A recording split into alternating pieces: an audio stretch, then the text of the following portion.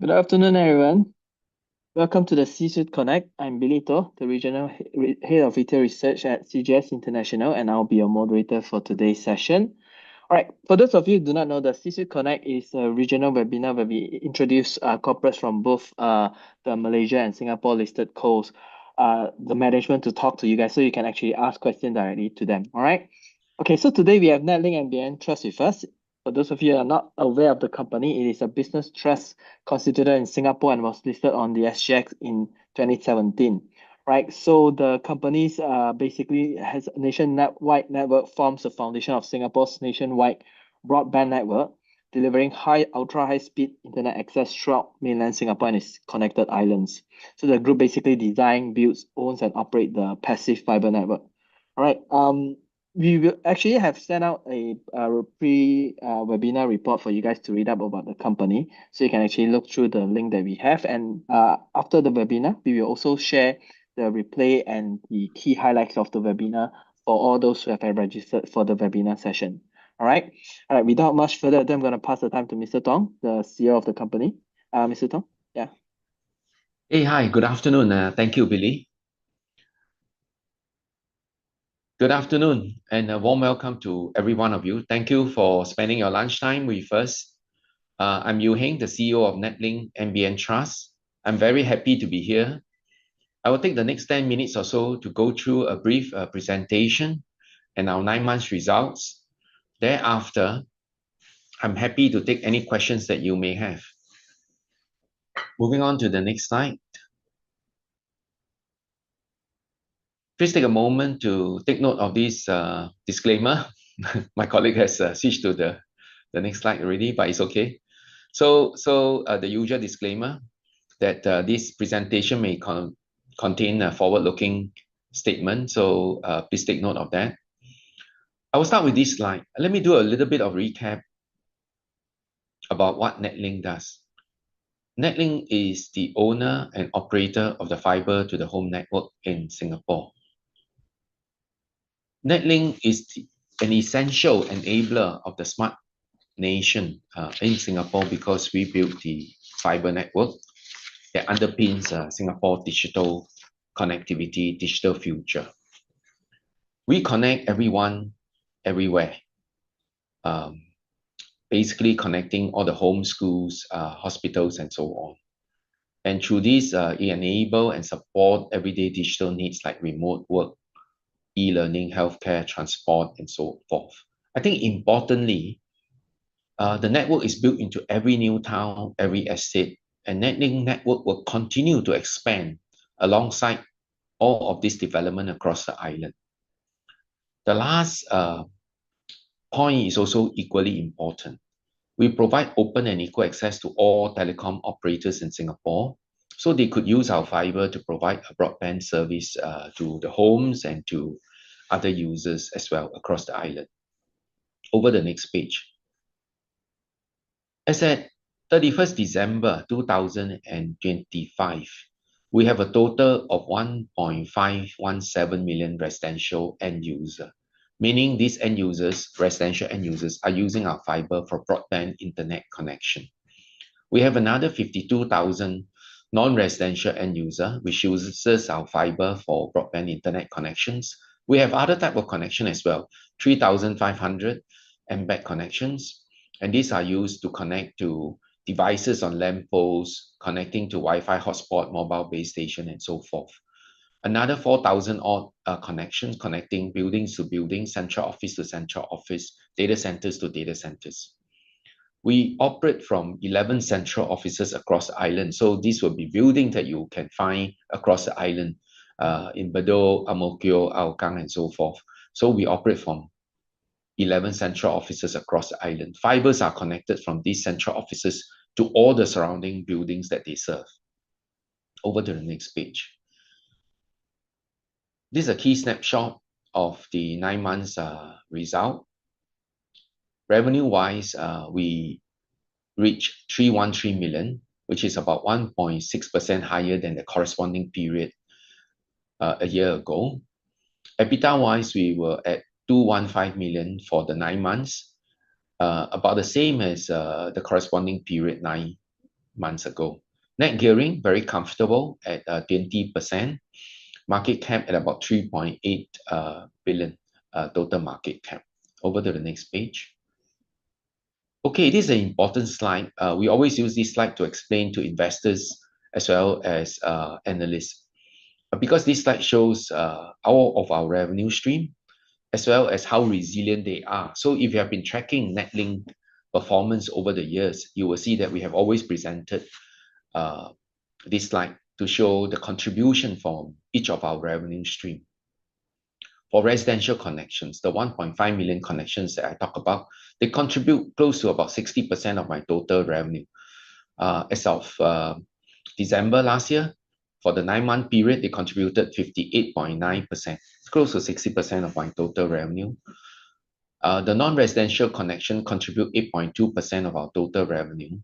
And other type of connection contributed about 4.3% of our total revenue. Ducts and manholes, 6.2%. These are leasing of our underground ducts to other telcos.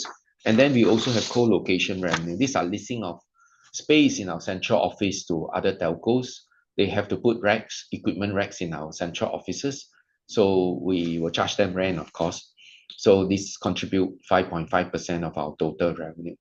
On the right-hand side, you will see non-rep revenue. There are 3 streams of non-rep revenue. One is central office revenue. We also lease out other space in the central office, so 4% of the revenue. There are other installation-related revenue. These are revenue that we collect from installation work that we carry out in the homes, in the offices, as well as outdoor location. I think the last one is also important, 6.1% ancillary project revenue. These are revenue from cable diversion work largely. We carry out cable diversion work throughout the year for different agencies like LTA, HDB, PUB, and so forth. As when they carry out work across the island, we will be notified to carry out cable diversion work for them. So we will move our cable away before they carry out their work. So for this, we will charge them the project cost, and we will earn a margin on the project that we execute. So you can see that these revenue are mainly recurring and predictable revenue, generating cash flows that are recurring and predictable. And they are either underpinned by the regulatory asset-based model. We are regulated under a regulatory asset-based model, or they are underpinned by very long-term contracts. Over to the next page. Here's a look at our 9 months profit and loss in a bit more detail. So I already mentioned that the revenue was 313 million, a bit 1.6% higher than the corresponding period. EBITDA about the same, 215 million. EBITDA margin close to 69%. And we have depreciation and amortization, net finance costs, etc. So I'll just highlight a few key points. Revenue increased by 4.9 million, largely because of higher co-location revenue, higher ancillary project revenue. EBITDA decreased by 1.4 million, largely because of higher other operating expenses, because we have a new central office in Seletar, in the northern part of Singapore. So once we commissioned the office, we started it in last year, first April last year. So that means we start to incur a bit more operating costs for that office, central office, and also higher IT related costs. PAT decreased by 8.8 million. It's actually due to higher depreciation because we have a larger asset base, so it does not affect the cash flows. So mainly due to higher depreciation. Over to the next page. This is an interesting page because it shows you our balance sheet strength. Total debt is about 990 million. Overall debt maturity is about 3.4 years. Net debt EBITDA remains very strong at 2.7 times. For comparable infrastructure businesses, we see usually in the range of 5 to 6 times. So our net debt level is pretty manageable, pretty low. All our borrowings today are fixed rate, so we are not exposed to interest rate volatility. Interest cover is also very strong at 12.8 times. Effective interest rate for our loan on average is about 2.39%. So you can see there is a very reasonably low interest rate that we have obtained for financing. On the right-hand panel, you will see the cash flows. I will just highlight one. Net cash from operating activity at 195 million for the 9 months is a very healthy level, more than enough to support the distribution that we give out every half yearly. Over the next page. Okay, this is our last slide actually. I want to give more time to Q&A. So you can see our track record in terms of distribution. Starting after our IPO, on an annualized basis, we distributed 4.62 cents, and then every year, on an annual basis, we have increased our distribution every year. And for the most recent half year, we distributed 2.71 cents for the half year. On an annualized basis, you may ask me what is the yield. Based on our current share price at 98.5 cents, the yield will be about 5.5%. So with that, I've come to, okay, I also want to highlight that not only that our DPU has grown steadily year on year since our IPO in 2017.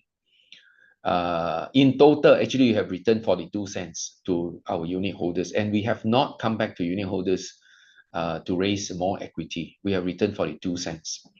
Total of 1.6 billion back to our unit holders since our IPO. I think that is a pretty good track record. I've come to the end of my presentation, and I will be happy to hand over to Billy and happy to take any questions that you may have. Thank you, Mr. Tong, for the presentation. I think it's brief and very quite comprehensive. I think we talked about this for a lot of times, right? A lot of people, whenever they look at dividend counters, they just look at the dividend yield. And this is one of those where when you show your last slide, I just want to highlight this, that the DPU growth is as important as the yield. So it's really a company that, I think investors should look into and ask a lot more questions on. Anyway, we do have a few questions already. I think it's from Roger. So basically, I think, could you share some examples of the non-residential end users of your fiber, the 52,000 plus that you shared, I think, on your slide just now? Okay, I can do that. Non-residential end user are typically businesses, all kinds of businesses. Anything that's non-residential in an office building, in a warehouse, in a construction site, all these are non-residential end users. So 50,000 refer to this group of end users. Why only 52,000? I think for the non-residential space, unlike the residential space, the residential, let me talk a bit about the residential space. In the residential space, which could be our HDB building, could be condo, could be landed properties, we are the only one providing a fiber to all these buildings. So anyone that wish to use a broadband internet will contact one of the telcos and they will subscribe, and the telco will use our fiber. But in the non-residential space, commercial space, I call it, and I use the word interchangeably, commercial as well as non-residential space, there are other telcos that can also provide fibers. So we do have some competition in the non-residential space. So we have a total of 52,000 end user in this space. Okay. And I think the questions on the residential, I think this is just to understand the business. So the 1.5 million is referring to one house, right? So regardless of how many people within the place, right? Sorry again, could you repeat the question again? Sorry, I missed that. The 1.5 million residential connections, those are each housing, right? Each house, right? Yes, so regardless of how many. Right, yes, regardless. It's just per fiber or per broadband connection.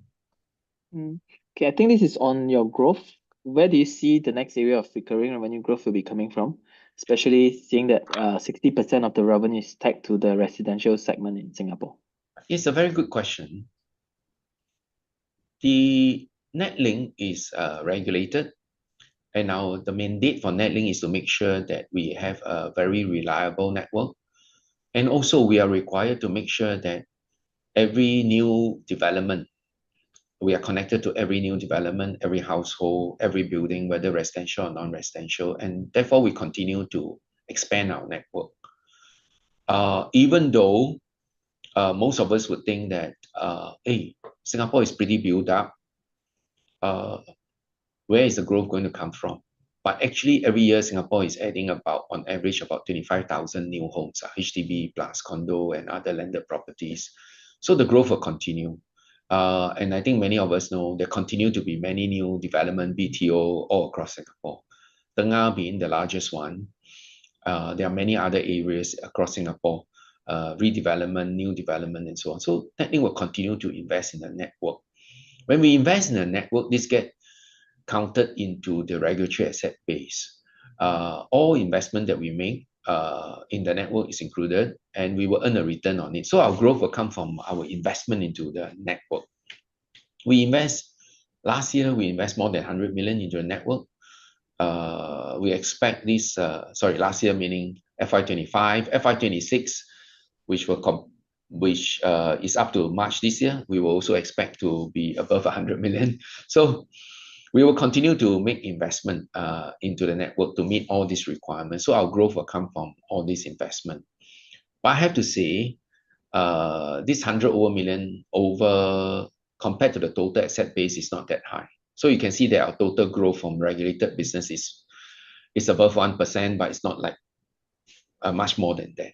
So we will have a steady growth from our core business, low single digit.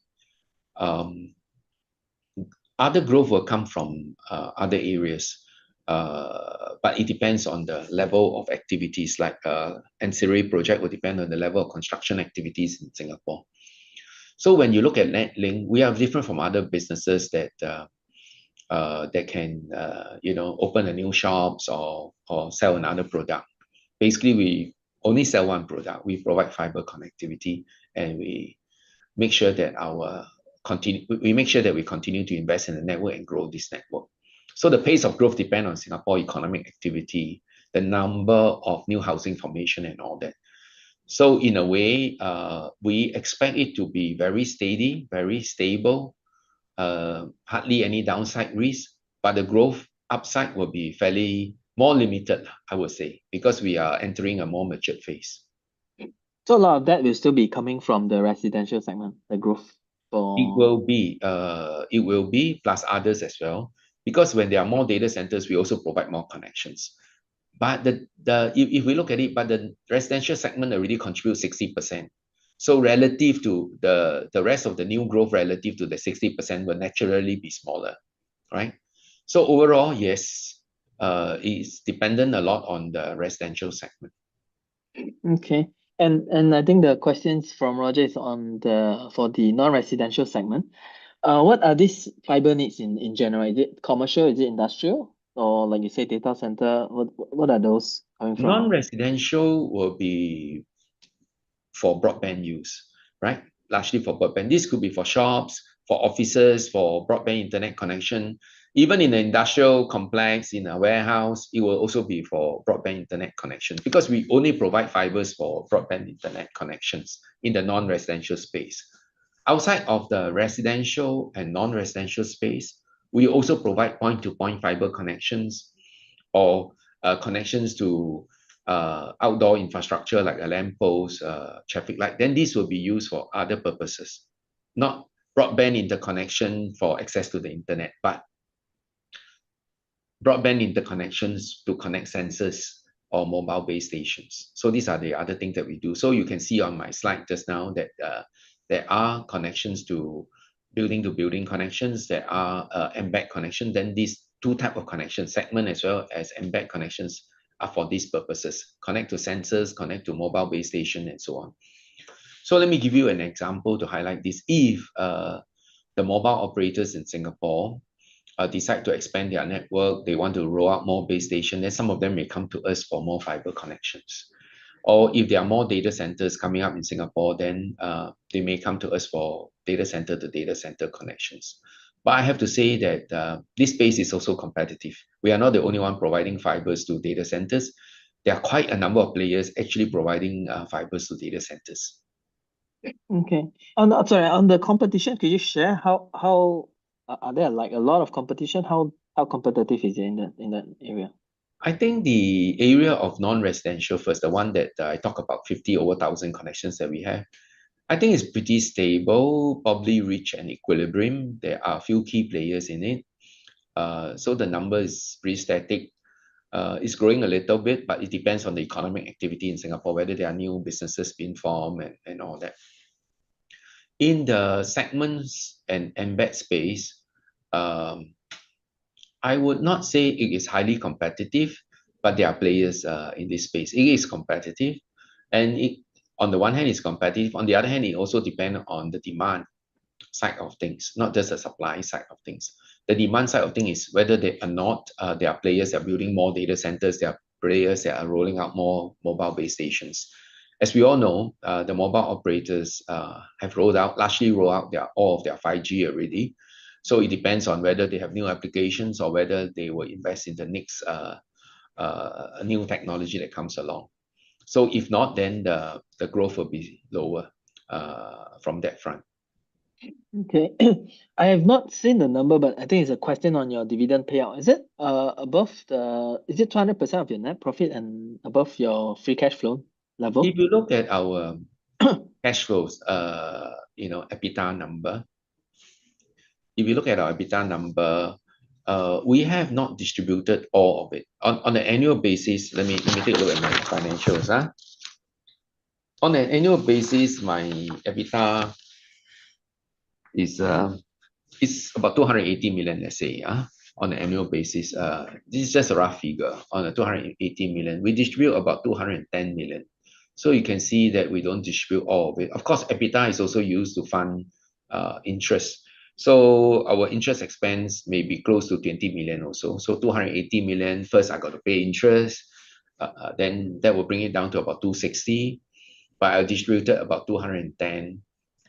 Then there will be a balance of about 50 million. What do we do with that? We use it to invest in our network, right? These are capex investment in our network that will grow our total asset base.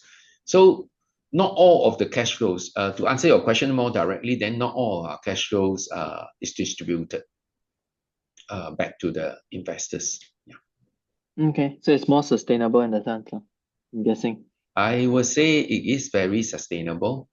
Very sustainable. We have not distributed anything. And also we have to look at the business model. That is very low downside risk. We are not affected by price, volume, rental, reversion, occupancy, and all that. Right? A lot of people like to compare us with the REITs. So I'm talking in the REITs lingo, right? Yeah. So we don't face that. And of course, to be more balanced, I will also have to say we also don't enjoy the same level of growth as some of the REITs in a way, because they could expand, they could do asset enhancement, depending on the property that they own. So we are quite somewhat similar and yet different in some way. We have very low downside risk, and we don't distribute all of the cash flow because we want to reinvest part of the cash flow into for future growth. Yeah. Okay. I think the next question is on your capex. I think it was around, you mentioned about 100 million in 2025, right? Is there an expectation for FY 2026? And could you share how much is it go for your annual maintenance capex, or how much does it go for the growth capex? Most of our capex are growth capex because we do not have very large maintenance capex, because for fiber network, most of our spending are on the fiber network. For fiber network, actually hardly any maintenance required. You build the road, you build the underground ducts, put in fibers and all that. You don't really need to carry out maintenance. Of course, on and off, we do have maintenance. What kind of maintenance? If the public or the other agency report to us that some manholes are misaligned, too old, then we will replace those manholes and all that. So small amount of maintenance is there, but not a lot. We spend most of our money maintenance our building. Our building require some maintenance. It can be repainting, waterproofing, changing of equipment within the building and so on. But their share of the total maintenance is actually very low, maybe 10 to 20%, some year less, some year more. But most of the bulk of our expenditure is on our ducts and manhole fiber network. So they are all growth capex. Okay. I think the next question is on the challenges that you see in the near future. Is it the economic growth? Is it the higher operating cost due to inflation, or is it competition? Is that an area that you want to that you will be worried of? You know. Okay, quite a few things. Competition, obviously, we are concerned, but we are also a different kind of telcos. Uh, a large part of our business, as I have mentioned, is not competitive. Residential is not competitive. A smaller part is competitive, but just a smaller part, right? Non-residential as well as embed and segment. So that's the nature of it. And I think,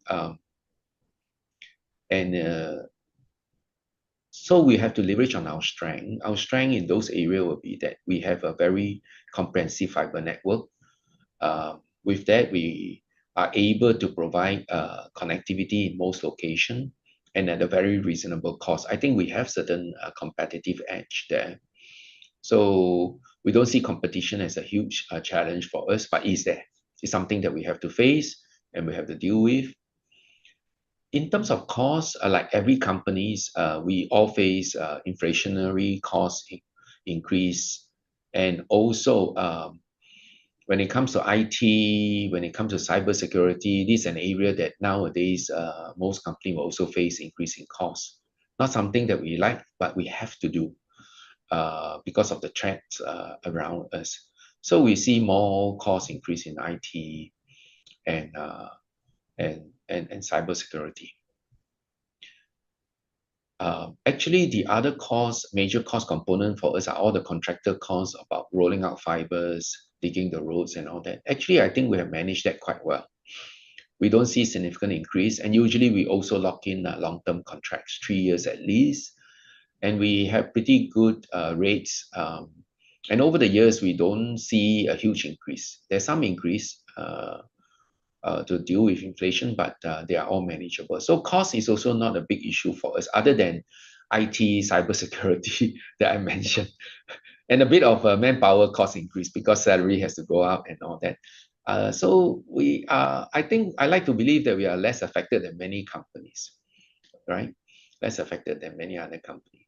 Other challenges will be thinking of growth, right? We have to find a new way of growing our business. Although we have been running the business very well, building a very reliable network, we are still very dependent on the demand. Demand side of things are not totally within our control. So we have to think very hard about how to generate new demands for our business. That's something that the management is very focused on. How do we get more people interested to use more fiber? Use more fiber. One area that we spend a lot of time on, but it will take a long time to take shape, is on quantum key distribution. You will see in some of our announcement by others that Singapore government and others are doing trials on quantum key distribution, quantum computing, to have more secure transmission and all that.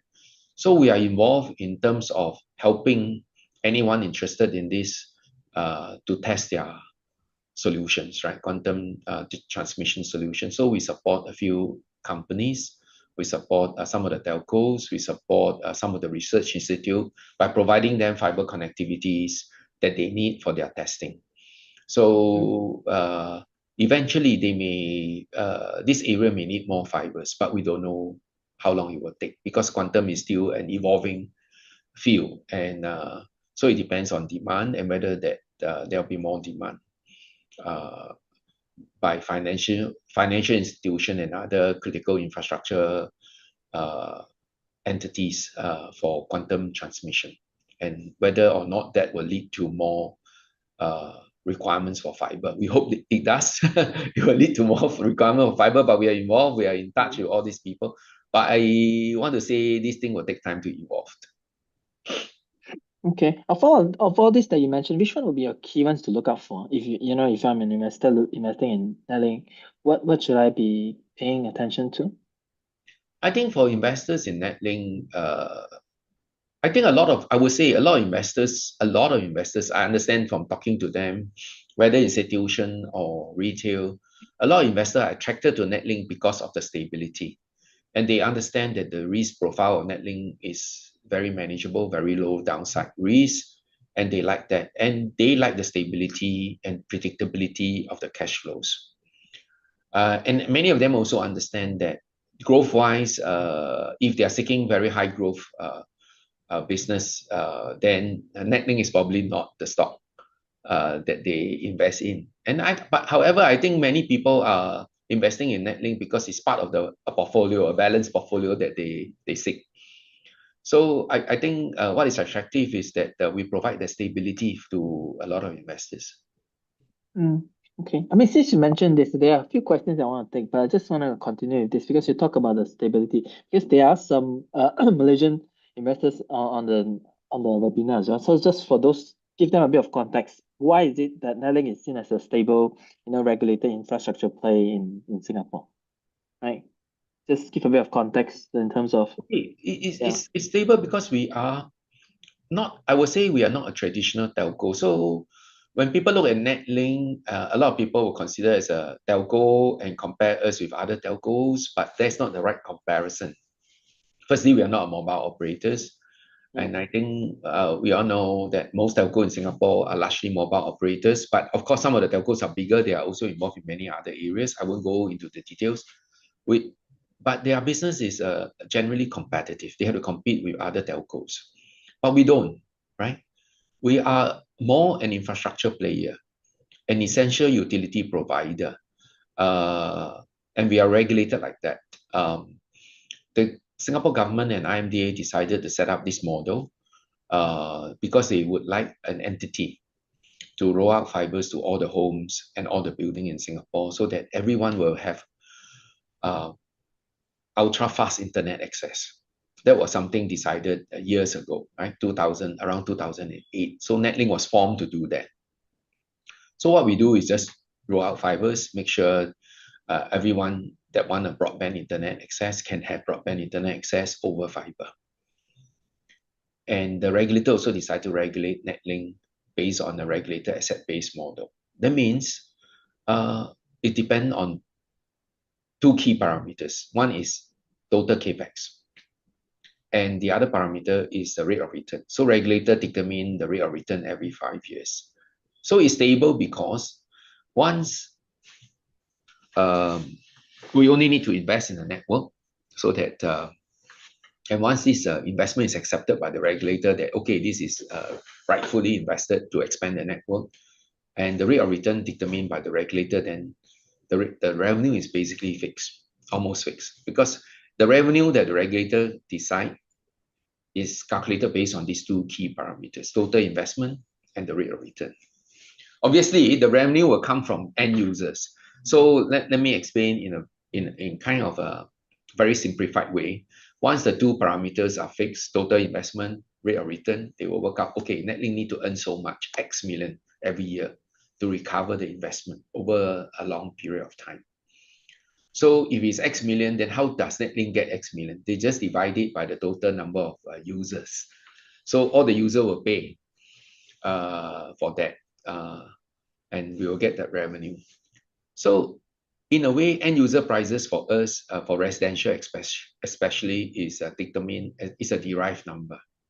It's a derived number based on the total investment that we make and the rate of return. So it's very stable. So this we go through this review every 5 years. Every 5 years, we will go to a regulator, and the regulator will look at the total investment that we have made, the actual investment they have made, and also look at the total projected investment over the next 5 years, the total projected number of users over the next 5 years, and to work out everyone should pay how much so that NetLink will get this revenue.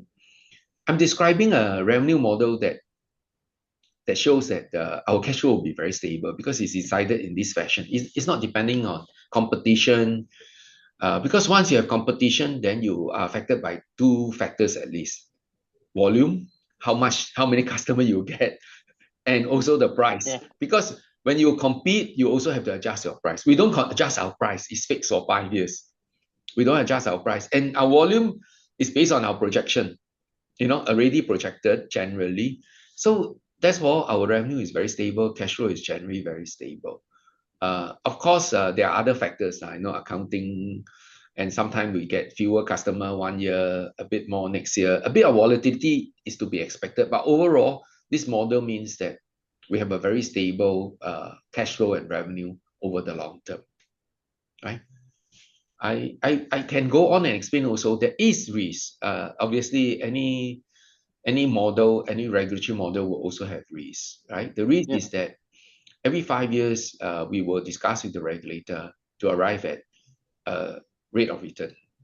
If the regulator decide a lower rate of return, then obviously I will have less revenue, right? But this is not something that, this will be guided by some principles that we have agreed about more than 10 years ago. We already agreed, and the regulator has consistently applied the same principle. So we are quite comforted that this risk should be manageable, right? We will follow the same principle in determining the rate of return.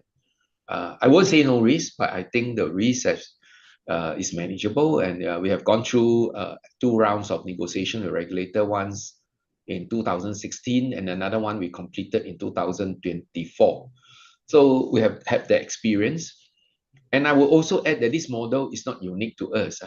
Many regulated infrastructure asset has this model. In Singapore, there are unlisted entity like Singapore Power that has this, Singapore Power Transmission, Singapore Power Grid that has this model. Different regulator, but similar model. In many other countries, whether it's water business, electricity transmission business, or gas pipeline, they also have this model.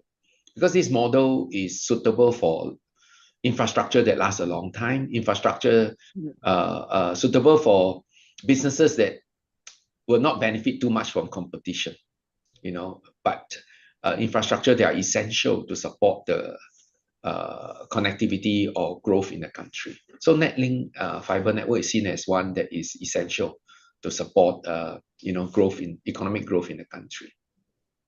Okay. So just now you talk about the regulatory review of the product. When is the next one? Just wondering. Oh, the next one, because we completed the most recent round, 1st April 2024. So the next one will be, we will start the discussion probably in 2028. So the new regime may kick in from 1st April 2029 or thereabout. Yeah. So it's like around every 5 years, right? Another at least 3 more years to go from here. Yeah. Okay. There is a question on, is there any stock grants or options for the management? No, we do not have grant or options. We want to make it very simple. But I will also explain that the interest of the management is aligned, very much aligned, even though we don't have a stock grant directly. What we do, and it's actually explained in our annual report, there's one page on long-term incentive. The long-term incentive of the senior management is aligned. It works this way. So if I'm given, let's say, X month of long-term incentive, X month, let's say 3 months or whatever is X month of long-term incentive awarded this year, it will be converted into stocks, not actual stock, pseudo stock on paper, divided by the current share price into a number of units. So let's say I have $100 long-term incentive. So take $100 divide by, if the share price is $1, then I get 100 units. 3 years later, the 100 units will be converted back to dollar amount. Yeah. But 2 things must happen. First, I must, because it's a long-term incentive, there are targets every year over the next 3 years. Firstly, I must meet all these targets. Let's assume that we meet all these targets, and therefore I should, the 100 units granted should vest 3 years later. So if it vests, the 100 units will be converted at the share price at that time. Oh, okay. If the share price increase, good for me. If the share price drop, that means I've not been doing a good job, then I also get less. So there's this alignment. It's very much like the stock option and all that, right? But there's this alignment. So all the senior management staff will have long-term incentive that will be converted to units every year.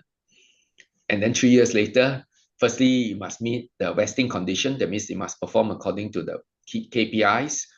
And then you'll be converted at the share price at that time.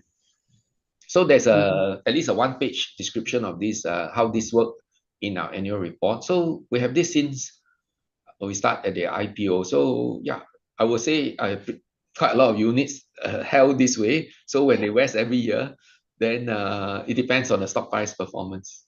So I'm aligned. I would like to see the stock price going up too.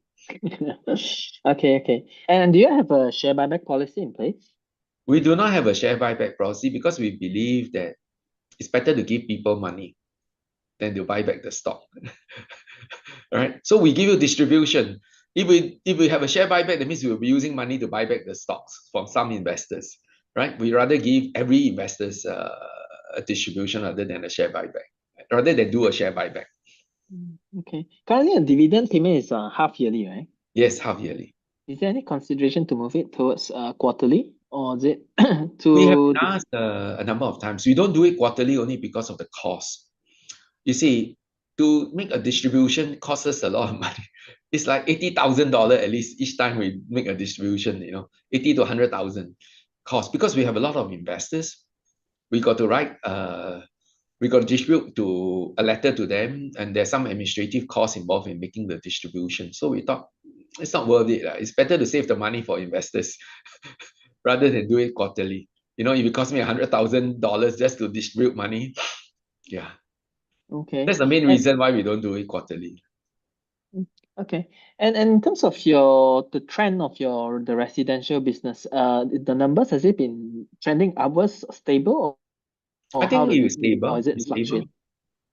There's some fluctuation now and then because uh, sometimes there is churn in the market. That means people switch from one operator to another operators. And sometimes when people switch in Singapore household, right, when they switch to another operator, they don't immediately switch. They will get a new circuit first before they cut the old one later on. So sometimes there is a bit of a lag. And we are also witnessing over the last 2 years upgrades. There's a lot of upgrade from 1 gigabit per second connection to 10 gigabits or 5 gigabits per second link. So there's a lot more churn over the last 2 years. So you can see more fluctuation.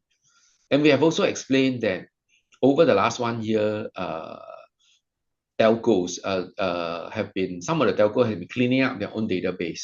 Apparently, we understand that some of them have a backlog of customers that have terminated their account or switched account to another operator, but they have not terminated with us, so they continue to pay us. So, when they clean up the database, they terminate, so it come at one shot, there's some termination. So you'll see in our numbers that this year, my connection numbers are not so good because some of them have cleaned up their database. Perhaps, I'm just speculating a bit, perhaps they are cleaning up database because of the upgrade also. That now they realize that, hey, they have a lot of the customers that are not on their list, but already terminated. So they're cleaning up their database this year. I think those should be largely done by now. Okay.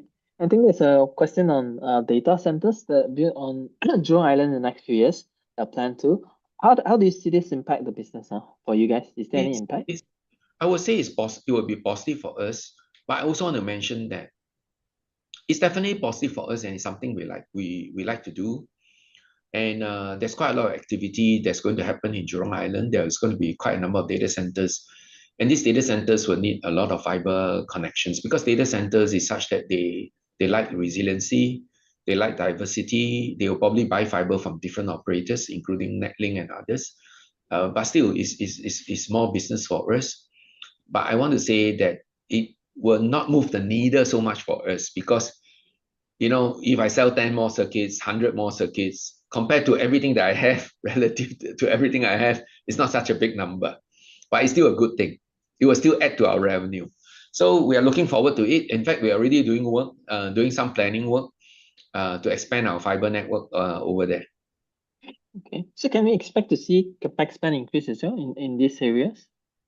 Yes, we do see a need to expand increase our capex spend in this area, but it's probably in the region of a few million, not like a lot. Even if it's Jurong Island, not going to be a lot more, because we already have fiber connectivity over at Jurong Island. Okay. Could you share how you guys account for depreciation? Okay. There are broadly two types of depreciation for us. I say two types because firstly, there's accounting depreciation that every company must do. We follow the same IFRS or the accounting standards. So we will do accounting depreciation for IT equipment, 10 years or less. For our underground ducts, 35 years. Not 35 years, sorry. I can't remember the exact number, but longer than 10 years, right? So we do it like any other companies accounting depreciation. So you will see it reflected in our results. I just mentioned that we have 139 million or so depreciation for the 9 months. It's quite a lot of money. So this affect our PAT, our profit after tax, after depreciation and tax. But it doesn't affect cash flows because depreciation is a non-cash item. There's another category of depreciation that is less obvious. It's called the regulatory depreciation. You won't see this number in the accounting days, but we track it. Regulatory depreciation means this. When we invest $100 in the network, the regulator will, based on their model, will return the 100 million to us over a certain period, regulatory depreciation period. Roughly, that regulatory depreciation period is about 30 years. I say roughly about 30 years because ducts is 35 years, fiber is 25 years, building is a bit in between, right? But roughly about 30 years because most of our investment is in ducts, 35 years, so roughly 30 years. So what it means is that if I invest $100 in our network today, I will get it all back in 30 years, plus a rate of return on the $100. I will give a simplified example. Based on 7% pre-tax WACC that the regulator agreed for the current period, $100 invested in our network, we will get $8 per year over 30 years. Oh. For every $100. That's the simplified way of this. We will get back the investment we make. We will also get a return. That's why $8. Otherwise, I'll get back less. All right, $100. Why I get 8 times 30? $240 back over. That's a calculation. 240, right? Back. We also actually, I have not mentioned yet, in our regulatory model, not only get capex plus a rate of return on the capex, we also get an OPEX pass-through, meaning the annual OPEX, operating expenses, we will submit to the regulator. Every 5 years, we will submit a schedule to the regulator and discuss with the regulator, and generally, they will accept our projection. Of course, sometimes they will say, hey, you projected too much OPEX, right, in some areas, but we will have a very open discussion about this, and so our OPEX is also passed through to the regulator. Pass through meaning it's included in the price that's going to be charged to all the end users for the use of the fiber. So yeah, we are regulated in this way. That's why I say our regulatory model, because of this regulatory model, our cash flow is very stable. So if there's an increase in OPEX, let's say a lot of increase, eventually it will be passed through. In the year that it happened, maybe not, because we already fixed it for 5 years, whatever formula. Yeah. So every 5 years, we will recalibrate, right? So unlike other businesses, we do have a mechanism to pass through costs and investment. So this is a very stable model. Okay. I think we still have one more question. I think it's talking about, I think there are some people that actually started to use mobile broadband instead of home broadband. Do you see this as a potential threat to your business? We always look at this space. We think not really, for a number of reasons. One is most home users use broadband for many things today. Or TV, Netflix, or some people even for the aircon, right? You can connect or other appliances and all that. So a Wi-Fi router connected to a fiber-based broadband internet will be much more convenient. So you have multiple devices. So it's not uncommon for homes to have 10, 20 devices nowadays connected to a router. So it's much more convenient. If you use a mobile broadband, you can use a hotspot on your phone. Will be very inconvenient to do that. Of course, you can also buy a mobile router, although I don't see this as being very popular in Singapore. It will look like a normal router, except you got to put an eSIM or SIM on it, a mobile router. You could, but the bandwidth and reception will be limited. And if you use a lot of data, the mobile operator will throttle you because they cannot let you use more. Just because you have a plan and you are using more than many other people, you will find that you will be affected in some way later on. Yeah, so it's not going to affect us too much. Partly because the broadband prices in Singapore are very competitive already, and people see the convenience and the utility of this. Very unlikely. Unless it's a single person household, very small household, people hardly at home, then maybe they decide not to have broadband, right? Or very elderly, they don't see a need to connect. They just use their phone for internet and all that. There are such households in Singapore, but that is pretty stable. We have not seen an increase in the trend of people ditching the wired broadband and deciding on just mobile broadband. I think it's not likely to happen. Those that already don't need it, they will not need it because of their usage pattern. But most people will not. Those that have high usage will not switch to this mode of operation. Yeah. Okay, quite kind of agree with you on that. And I think there's a last question from Roger. I think he's asking on the regulatory risk. I think this is something that we have in mind as well. Is there a chance that regulator could allow another competition to go into the fiber business for the residential home? Is that a concern? No, our cost is something we look. Management have to think of. You see, once we are regulated in this manner, we will have to look at how we make sure that this regulatory framework is stable and sustainable. But I would say it's something that we will look at. We do look at it and consider it. But I will address this question more directly. It's not practical for a regulator to allow someone else because, firstly, it is very costly for someone new to lay underground ducts to all the buildings and to lay fibers to all the buildings. Of course, some existing telco have underground ducts to existing building, but it's also going to be very expensive for them to lay this fiber. Why it is more cost effective for NetLink is because we are the single operator in the residential space. We lay it, we offer it to everybody. All the telco can use our fiber. So we are more cost effective because we are serving not only one operator, but we are serving all operators. On top of that, actually, we receive a subsidy in the beginning to do this rollout. So this cost is lower for us. And the benefit has been passed on to consumer because we are now charging consumer less, right? Because of the subsidy that we receive upfront, we don't have to recover all the costs because part of the cost was borne by the government using this subsidy upfront. So we don't think competition in the residential space will be in the form of someone else coming into our space, rolling out to building. It's not going to happen. Okay. And just wondering, just talk about the regulatory depreciation. Is it shown in the cash flow statement? I don't think so, right? We don't show it because in the result announcement, we will show all the accounting numbers. But this can be modeled by analysts. I think the analysts do model it. Some of the analysts model it.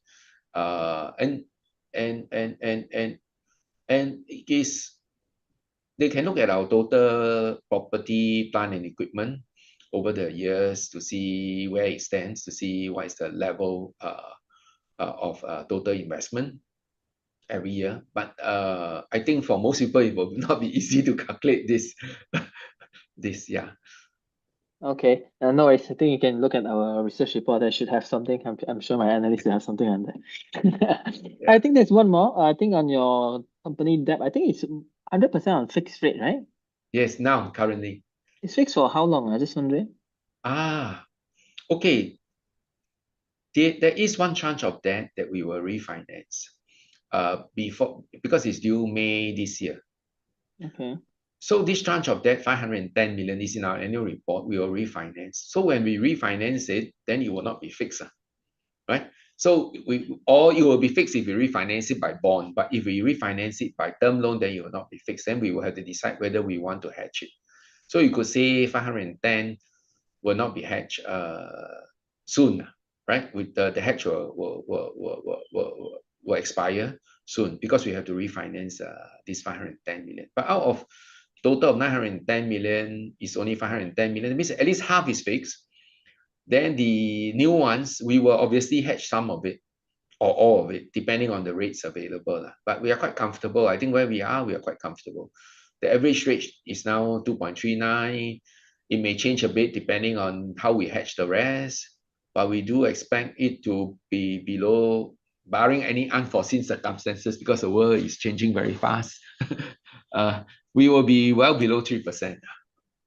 Okay, okay. I think I just have one last question, especially on AI. I think with the adoption of it being accelerated, do you see any measurable increase in the broadband traffic or fiber demand that could somehow benefit your network utilization? We would like to benefit from it, but unfortunately, we are, a lot of users can enjoy the use of the fiber, uh, and they can transmit at much higher speed, right?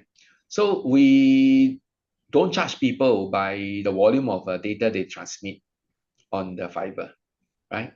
So we don't see a direct impact on our revenue, on our connection number because of uptake in AI or adoption of AI per se so quickly. Because even if there's an increase in traffic, data traffic and all that on the fiber, that doesn't mean I get more money. If it's the same fiber, I get the same amount. But what we will see, and I think we expect to see going forward, is that there will be more connections, right? People may need more connections. They may want dedicated links. Then that will lead to more revenue for us. But we have to wait and see. We don't immediately. I don't see a noticeable trend yet. There might be more traffic on the net, but it doesn't translate to immediately to more connections because people can use the same connections. In fact, our fiber network is highly capable of taking more higher speed, right? Today, people are using 1 gig connectivity or 3 gig connectivity or up to 10 gig connectivity. So same fiber is used. So you have not asked me a question. Can the same fiber be used for more multi-gig connectivity? It can. So it's the same fiber that we laid long time ago or now is carrying 1 gig, 3 gig, 5 gig, or 10 gig, doesn't matter. The same fiber could be used. So fiber is highly scalable, I would say. It can be used for, as long as the technology is there to transmit more data, the same fiber could be used to support that. Okay. Just one more thing. Your EBITDA margin is around close to 70%, right? And My your EBITDA margin. EBITDA margin, yes, close to 70%. That's right. And earlier you talked about the increase in cost and all that, but given the pricing model, I'm guessing it probably won't eat into your margin, right? Because It does. If there's a higher cost in the short run, there will be some impact on the margin until oh, we go to the regulator to pass back the cost through the formula. Then you will be adjusted again. But in the short run, it could affect the margin. But you'll be close to that number. okay, all right. Okay, I think that's it. That's all that we have. Thank you for your time. Mr. Tom, thank you everyone for joining us during your lunch break. I hope you guys have a good week ahead. Thank you. Bye. Thank you very much to everyone and Happy New Year. Yeah, yeah. Okay, bye. Bye.